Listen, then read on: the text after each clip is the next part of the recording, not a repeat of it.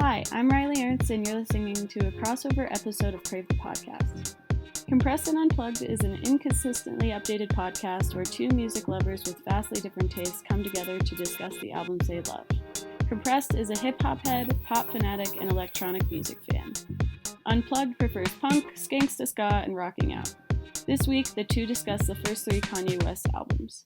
Between one Kanye stan and one total stranger to Kanye's music, the two will hash out their opinions on Kanye West's discography. Enjoy! Hello. Welcome back to Compressed and Unplugged. I'm Compressed. And I'm Unplugged. Yep. I guess I'm just doing the very formal intro today. Today, we are doing something a little different. Maybe a little bit more of a commitment for my listening for the next few weeks here. Damn. Okay. 3. I was paring it down. I had a much longer version that obviously I wasn't going to do. I'm like, this is just too much. But I tried to sort of filter this in a way to make it make sense for reasonably sized chunks of time, basically, and things to discuss per episode.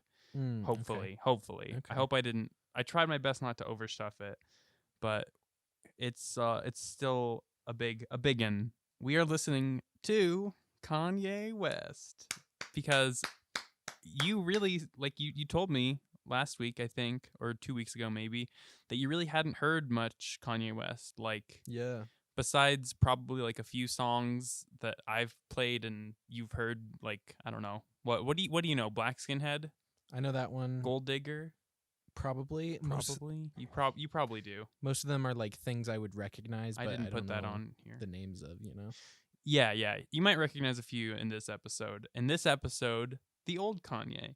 We have selections from the College Dropout, Late Registration, and Graduation. And I think going through it this way, the reason I came to this conclusion is because I was trying to pick one album that I guess was like my favorite, or like I thought encapsulated his like whole body of work the best. And honestly, I think if I was going that route, I would probably go with the College Dropout. But even then, just like listening to like every other album, trying to like, think about which one I actually wanted to do. There were just so many songs that I was like, this is so good, or there's like something he says in this that's so good. And we're also going to sort of like his like character arc that has sort of he's painted, because a lot of his music is about him, especially in the latter half of his career. It's kind of obnoxious, but it's kind of interesting. I personally think this is the best part of his career, probably, even though I really think there's different things to enjoy about each part of them. But that kind of comes later down the road. This is the old Kanye. Chop up the soul Kanye, as he says. And really that is kind of the vibe of these three albums today. College Dropout, 2004. Late Registration, 2005. Graduation, 2007. So his oldest. This era of Kanye is when he was obviously getting started as a rapper. Before this, he had been mainly just a producer selling beats around, growing up in Chicago. He was selling beats, 5 beats a day for 3 summers. There's a line in a song about that. I don't know if that line is included in this whole thing, because there's a lot of Kanye lines that may or may not be in here. But anyway, he was doing that, and then he wanted to be a rapper. He actually was very much an outsider at first, and like a bit of an underdog. Just in terms of his style, he sort of came into the game when I think crunk and like bling rap and like this sort of like early 2000s era was just like all masculine, like chest puffing and like rapping about like braggadocio stuff, which is fine. Like, that has its time and its place, although it can be like, a little fucked up sometimes with some of the things they say, especially in terms of like treatment of women and like honestly the LGBTQ community in this time in hip hop.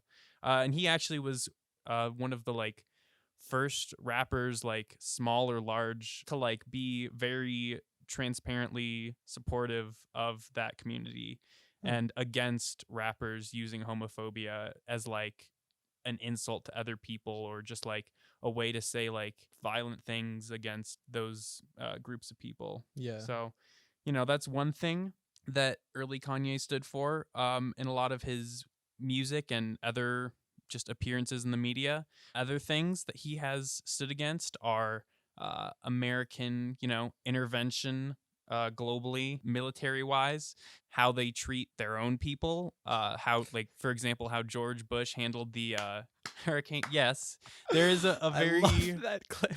It's a meme clip, but to be fair, it's kind of true. it's very true. He was completely right. Kanye. Okay, that's the thing. You'll hear it on these songs. Some of them I chose specifically for like the things he's talking about.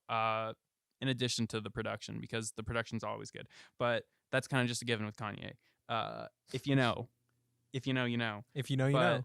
yeah, no, Kanye was spitting facts back in these days, and it was really Damn. good to hear. And like, because now sometimes he'll say like something really smart, but it'll like come in the form of like a poorly phrased allegory about slavery and him being a billionaire. And it's like, okay, I see what you're trying to do, but you're just like, there's just things that It's just about not your working. messaging that are not palatable, and also certain things that you stand for and like are contradictory. So but back in this day, I think he was a lot more genuine, humble, a lot more of a real person probably than he is now, because he's just been so warped by his fame and the media and like power and money. And I mean, like, I don't like feel terribly bad for the guy, but like in some ways I do, because, you know, he does have some I guess unfair treatment in the media. He has some issues, bipolar disorder. The loss of his mother was very hard on him. We'll get into that in the course of all this. But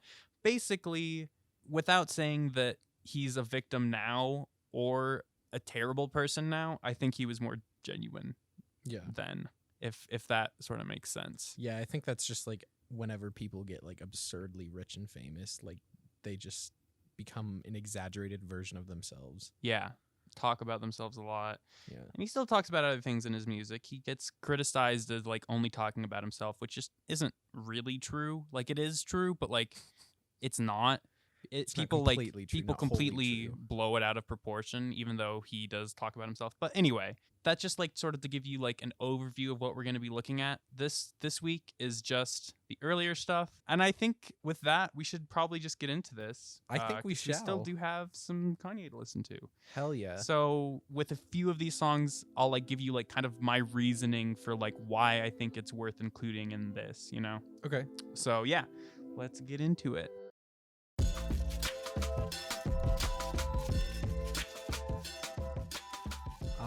I like that a lot more than I was expecting I was gonna like it. Oh, really? Yeah, I think I really liked the ones off of the first album and the second album, and then I wasn't as fond of the ones off of Graduation. Hence why I only put like 3. Yeah. Is that like a thing that like people don't like Graduation as much? I think generally it's probably the least, now especially, the least loved of the 3. I think when it came out, it was we always like say certain things like sound aged, in terms of like not aging very well, but like sounding really good at the time. I think out of any of the albums that we've picked, this is probably like one of the epitomes of that. And I like this album. At a time, it was my favorite Kanye album. Every single one of his first 5 at some point has been like my quote unquote favorite, because you kind of bounce. Nothing I think after that, but yeah, at this point it's kind of my least favorite of the original 3 at the very least. Okay, well, it seems I tapped into something there. I would, yeah, and like, God, those synths and drums, like, do they not sound like so 2007? Oh yeah, I was like, I literally wrote down on one of them, a really like synth horn patch that he had was like so cheesy. Yeah. There's some songs with T-Pain, Lil Wayne on here that really fit that vibe as well. Hell yeah, I gotta hear that. The finale is the second to last song is a track with Chris Martin of Coldplay. Oh, what? Yeah, I actually skipped on the second album here, Late Registration. I skipped the opening song after the skit, Heard 'Em Say, featuring Adam Levine. It's actually not a bad song, but Yeah. Yeah, like Graduation is definitely my least favorite out of these three. That aside, that disclaimer aside, I loved the first two albums. Oh yeah. Especially Roses, I think was my favorite out of everything that we Oh, heard nice. tonight. It's just so good. There's so much variety in everything. After a while, I started to pick up on like a little formula of how he designs what he's doing. You know, I could like detect a pattern. But like there's so much variety in like his flow. There's so much variety in like literally just the intonation of the samples against his voice or like whatever like other stuff is going on at the same time. There's so much variety in like the color and like the timbre of everything he's using, because he uses like a different thing for every single track. And by thing I mean like he might use like a conga and like a xylophone and like a lot of vocals on one track, and then on the next one it'll be like a djembe and like a lot of vocals again, but in a different register, and like a bunch of strings and like a fucking orchestral trombone section. I think that's why I liked the first two albums better, is because on every single one I heard from those, it was completely different. The whole soundscape was just completely different. Yeah. And all of the ones on Graduation kind of sounded like they were coming from a 2000s club, which is probably what he was going for. But yeah, he sort of was one of the pioneers of that sound, to his credit. You know, like that's the thing with some of this stuff. It's like at the time it was pretty cutting edge, but I agree with what you're saying. And if you can believe it, these are probably more similar to each other than most of the stuff we're going to be listening to moving forward. Oh, cool. Okay. But that's because they really like go all over the place. They do. But yeah, his first album might be his best, honestly. Yeah. It's really good. I had 7 from that. Intro, We Don't Care, All Falls Down, Jesus Walks, The New Workout Plan, Slow Jams, Through the Wire. 5 from Late Registration. Touch the Sky, Crack Music, Roses, Hey Mama, Diamonds from Sierra Leone, bonus track. 3 from Graduation. I Wonder, Can't Tell Me Nothing, Flashing Lights. I don't know, just how cohesive of like an idea he built with the College Dropout, like talking about, there's songs on the album where he really gets into like education and the school system as well.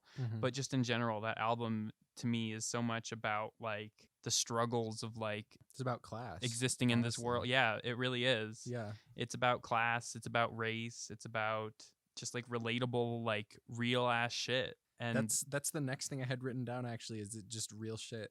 Yeah. Like, and like Jesus Walks, like for how religious that song, it like doesn't feel like obnoxious in like the way that the religion is presented. It's like he's making a good point. Like, you know, I personally am not a super religious person, but people should, you know, be able to like talk about it in music if it's something that's important to them, without like essentially kind of like, hey, this isn't going to play on the radio, blah blah blah. Yeah. It's like if music's good, it kind of just works. And I mean, like, it's kind of limiting to an artist to think that they can't include a part of their like existence being, which is religion, in their music. Like, that just makes the music worse, because then they can't invest themselves fully in it. And it's very important to him, so it kind of comes up a bit here and later in his career even more. But when that new album came out, I did try to listen to it, and I did not. Jesus is King. Yeah. I think I have like one song from that album on the finale of all this. I'm looking forward to it. Yeah, Roses, you mentioned, is a really good song. In terms of how well the like instruments capture this like dramatic sort of, it's like a beautiful instrumental, but it's like so dramatic sounding, you know, with the strings and the like mallet instruments that are very like vibrato-y in the mix and all that. It's crazy how much like honestly class comes up in his music. Like even in this song, like there's like lines about NBA players can get this kind of treatment, but like regular folks like him and his family, I mean, not that at this point he was a regular folk, but he's talking about his grandma specifically, her life's like her situation in life, you know. Yeah. I love the line, I asked the nurse, did you do the research? She asked me, can you sign some t-shirts? Bitches, you smoking reefer, can't you see that we hurt? The like way that celebrity is like, celebrities are seen by like regular people, so it like has that dichotomy of like how he can't get this like respect for his like personal family loss that he's going and like this grieving moment that he's having because of his celebrity. But he's also pointing out how celebrities get unfairly good treatment in other ways. So it kind of like has that dichotomy balanced really nicely, where it actually does make you feel kind of bad for him. Like, ooh, yeah, even though you are like this rich, well-off person, obviously you can have real feelings too, and shouldn't be, at the very least, you shouldn't have people coming up to you asking to sign t-shirts when your grandma's like dying. Yeah. At the very least. Yeah. Crack music is great too on this album. Crack music was very good, yeah. Spitting facts again. What Real can you shit. say? Gotta love Reagan. Oh my God. We Don't Care and All Falls Down from College Dropout both just have so many good, like, relatable but like sad at the same time moments in them. Yeah. His writing in these albums is like actually so good and like funny and really interesting flows. Like, a lot of people didn't think he could really be a rapper because he was known as this producer, and he kind of like got laughed at by some people when he was first coming up. And then Through the Wire was his first like single that he released as a rapper, like after he had this like injury that like could have killed him or like made it impossible for him to rap ever again. So like pretty crazy way to come back from all that. Yeah. And Hey Mama also I think is a really good song, and I think plants like a seed in media outside of his music and in his music. He is very outspoken about how important his mother is to him.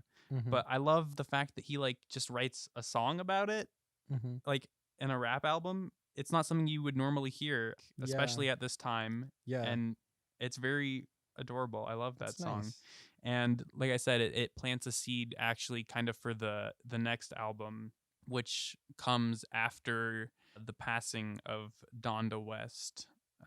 She died between graduation and 808 and heartbreak. 808s and heartbreaks, which is what we're going to be listening to next week, along with My Beautiful Dark Twisted Fantasy. Those albums both have like a lot in them and long songs, so it's just 2 next week. Damn, gotta cut it down. And still there's like technically more minutes. But anyway, let's get back to this week. Yes, let's. We haven't even really like touched that much on the production besides like some like percussion choices and stuff, which I mean, I was just about to go into that. Oh yeah, go ahead. Yeah. So like I was saying, I was picking up on like a pattern in the way he makes things. He does this thing. I love this. I've never noticed it before, but what he does is he has like his vocal lines, whether he's rapping or singing, depends on the time in the song, but it's always paired with like a single drum line in the background. And a lot of times it's like a bongo or a conga or something, or maybe sometimes it's a snare. But like what the drum is doing is literally just subdividing what he's singing. It's a simple addition, and it's like kind of buried in the mix because of what I'm about to say next. I just like it. It's very compelling. It really adds a lot of emphasis and a lot more punch that wouldn't be there if he didn't do that. He's a really good composer, and like the way that his like voice plays with the instrumental. Yeah. It's very intentional and good. And he also, like you're talking about in Roses, he does this on pretty much all of his songs. It's like very dramatic the way everything is happening. Like there's like 3 different string patches, and then there's like an entire choir of people and like a low brass patch in there. And like it's all so dense and layered, you kind of can't even discern what lines are what. Like you can hear that it's like all contributing to a big whole, but it's hard to distinguish, which I think is interesting because he also adds in like synthetic instruments. So like I was talking about a song off of Graduation had some really cheesy synth horn sounds, but I didn't recognize it for the first half of the song because it was buried in everything else that was going on. And then only when like something dropped out could I actually hear what the sample was. Was that I Wonder, the first one? I think so, yeah. I think of the ones I played, that's probably my favorite personally. From Graduation. That was from Can't Tell Me Nothing. Oh, Can't Tell Me Nothing. Oh, that one's good too. Yeah. That's Kanye, at least to my knowledge, the most recent time that he like has talked about like his favorite songs, and like a few times he's mentioned this one, that this is, if he had to like pick one song, this is like his personal anthem, which I think Really? makes some sense, like lyrically at least. Can't Yeah. Tell Me Nothing. Yeah. And I do love this beat, but it's not crazy. Yeah. All the songs on Graduation seem so much slower too. I don't know if you felt that too. They just felt slower. And there's some faster ones too, like you know Stronger. Mhm. That's the Daft Punk sample. Yeah. I skipped that because I figured you'd probably know it. And I do know that one. yeah, I skipped Gold Digger too. Which one is that one on? Stronger? Yeah. That's Graduation. Graduation, Which makes sense if you think about like the Daft Punk sample and all the synths on that song. Speaking of that denseness, I think All Falls Down is a good example of that. That's the third song from the College Dropout. That has the telling you it all falls down and like the guitar. There's like almost too much going on at times where it's Kanye rapping, the vocal sample, guitar, and all the drums. It's crazy how clearly you can hear everything he says on most of these songs. Like his voice is like mixed really loudly and like clearly. Like you can really hear what he's saying. It's very prominent, his voice. There's so much going on. Like you literally cannot get bored with it because there's just so much. Yeah. A couple other things I wanted to mention. He loves to do this, especially in like the earlier stuff that I was noticing. He'll like, I think double tracking is the right word, but correct me if it's not. When you like copy something and then you pan it hard left and hard right, that's double tracking, right? Oh yeah. He uses that a lot, especially on like hooks, and he does it a lot with like choruses on vocals, or sometimes he'll do it with instruments. And I love that technique, and he uses it very well. Especially on Oh Mama, he did that when, like you were saying, Oh Mama, he double tracked those vocals, and that was a very nice effect. It's very warm. Hey Mama. Hey Mama. He's going, Fuck me. Hey Mama. There are also some specific things I wanted to shout out. All Falls Down, the harmonic rhythm, which is just to say like at what time the chords change, is really interesting. It goes with the guitar line. It doesn't really go with the drums or his voice at all. So like it creates a weird feeling of like you don't really know where you are in the music by feel. The reason I bring it up is because usually chords change every bar or every half bar or something. But these changed like several times within a bar, and it was like there was a long chord and then there were like shorter chords, and then there was a long chord and like shorter chords, and it's just not something that you're familiar with. You can't get a feel for where the song is going based off of that, which you can do at this point because you've heard with like normal harmonic progressions, because you've heard those so many times. Yeah. So many times. Yeah.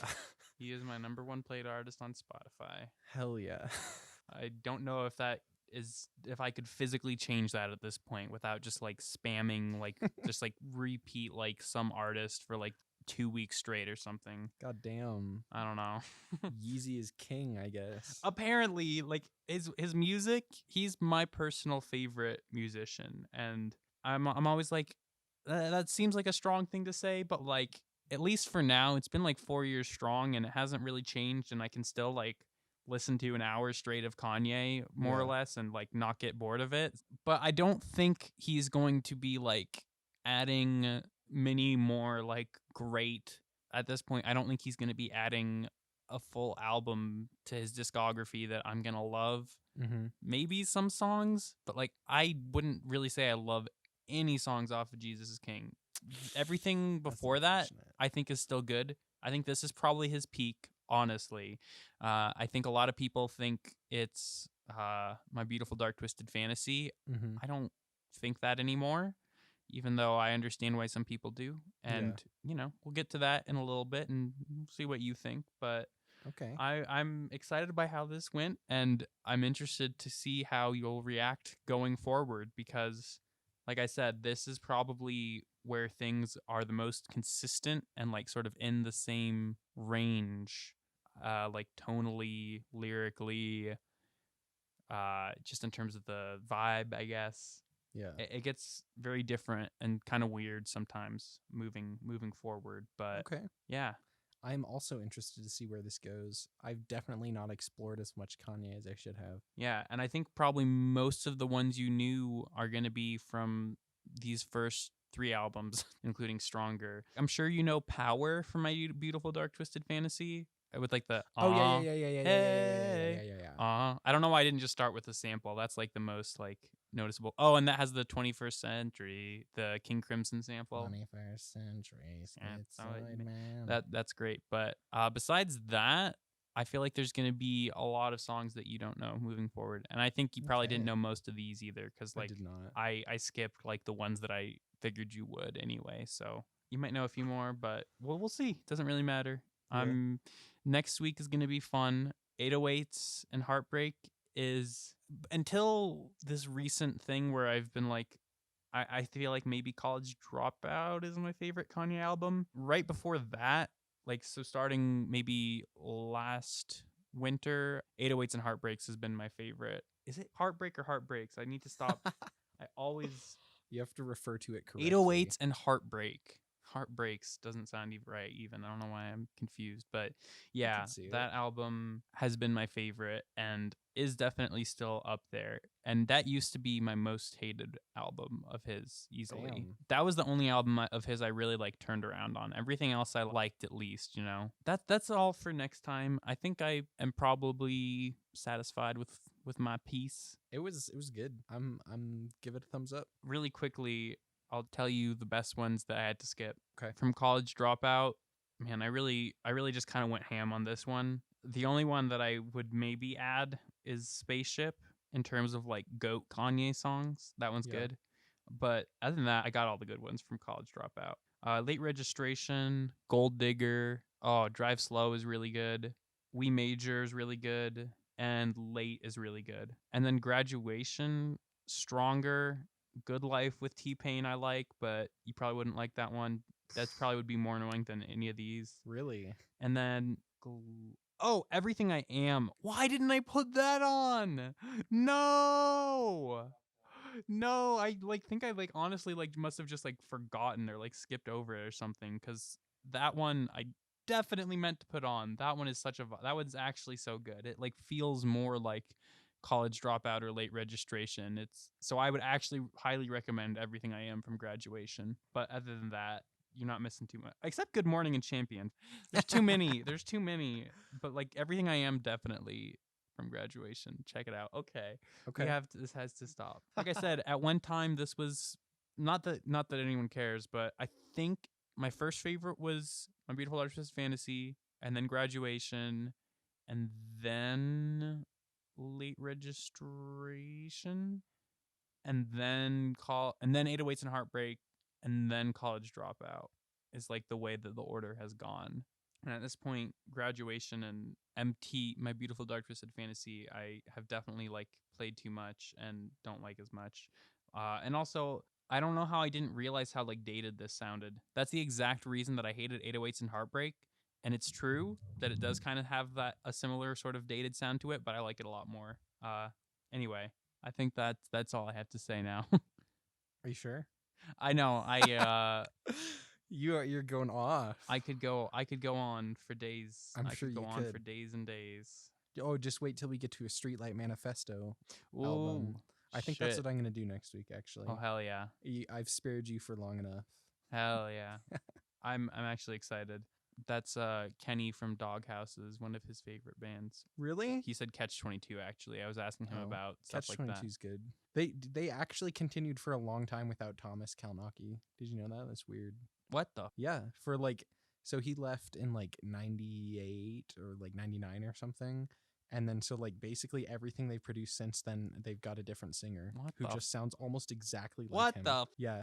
That's kind of whack, honestly. And or is it good? I don't know. It's a meme to shit on their new stuff without Thomas, but it's not terrible.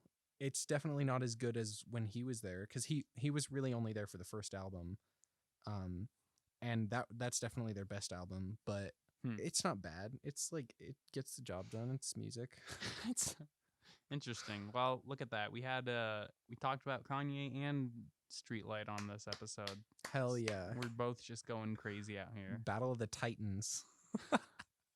All right. A Kanye Streetlight collab. That would be amazing. That would be so good. But it'd be insane. I'd be here for it. All right, I think that's it for part 1 of the Kanye West experience. Next week, 808s and Heartbreak, and My Beautiful Dark Twisted Fantasy. Same bat time, same bat channel. Okay. Thank you for listening to Crave the Podcast. Crave the Podcast is produced by myself, Jake Trujillo, Zac Clement, and Kalyan Lemercier. Make sure to follow Crave the Sound on Instagram and subscribe wherever you like to listen. You can also check out our YouTube channel for weekly episodes. See you next week!